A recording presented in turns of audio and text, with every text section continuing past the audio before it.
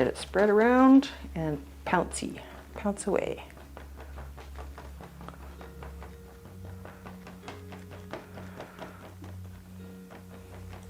And I'm sort of like uneven and it's a bit random, but I do want to make sure I get around the edge of this bird silhouette image.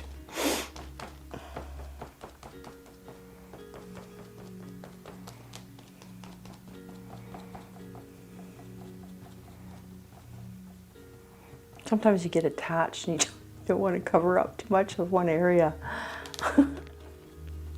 But I've also done it where I'm like, I got attached to that stencil and that stencil, and then it looked stupid in the end. So just, you're better off to just trust the layers.